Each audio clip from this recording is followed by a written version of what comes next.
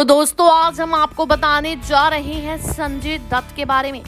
जी हां, अपनी बेहतरीन एक्टिंग के दम पर बॉलीवुड पर राज करने वाले संजय दत्त के बारे में आज हम आपको बताने जा रहे हैं। संजय ने अपने करियर में कई सुपरहिट फिल्में दी।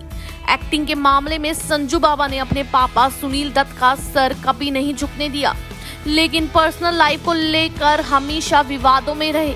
संजय की कुछ आदतों की वजह से उनके पिता सुनील भी काफी परेशान रहते थे। संजय की जिंदगी में कई ऐसे मोड़ आए जब वो विवादों में घिर गए, फिर चाहे वो ड्रग्स केस हो, चाहे फिर अवैध तरीके से हथियार रखने का आरोप हो, या उनके कई हीरोइनों के साथ अफेयर हो। संजय की लाइफ में कई हीरोइनें प्यार बनकर आईं। उनमें से 3 हीरोइनों ने उनसे शादी की। संजय की पहली शादी एक्ट्रेस ऋचा शर्मा से 1987 में हुई थी। ऋचा ने शादी के बाद बॉलीवुड इंडस्ट्री छोड़ दी थी।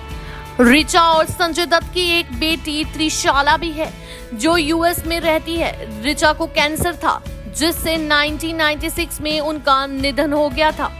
ऋचा के जाने के बाद संजय की जिंदगी में मॉडल और सोशलाइट रिया पिल्लई आई।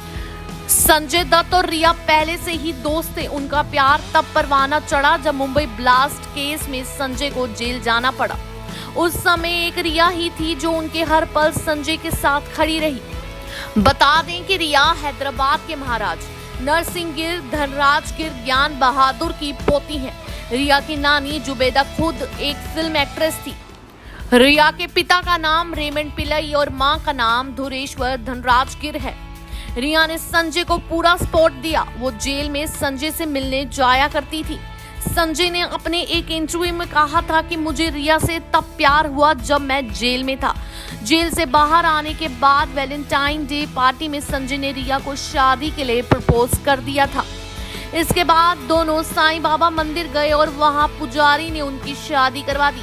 शादी के बाद संजय दत्त ने 7 फिल्में साइन की और अपनी शूटिंग में बिजी हो गए। इसके चलते वो रिया को टाइम नहीं दे पाते थे।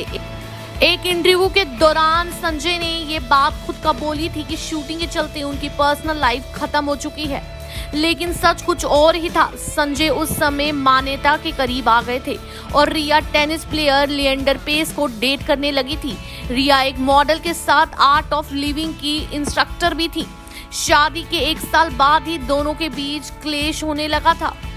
दोनों अलग रहते थे। डिवोर्स का केस फाइनल हो गया था, लेकिन रिया अपने शॉपिंग बिल्स और बाकी खर्चों का बिल संजय दत्त को भेजती थी। रिया लिएंडर को डेट कर रही थी, लेकिन अपनी शादी टूटने का जिम्मेदार संजय को ठहराया। संजय लोगों की नजरों में विलन बन गए थे। डिवोर्स के बाद संजय ने मान्यता से शादी कर ली और रिया लिएंडर पेस के साथ रहने लगी।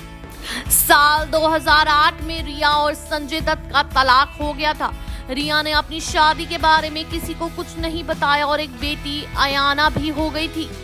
कुछ समय बाद रिया ने लिएंडर पर मारपीट का केस दर्ज कराया। तब लिएंडर ने कोर्ट में बताया था कि उनकी और रिया की शादी कभी हुई ही नहीं। वो रिया के साथ लिव इन रिलेशनशिप में रहे। वहीं रिया का कहना था कि लिएंडर उनके पहले दिन से धोखा दे रहे थे।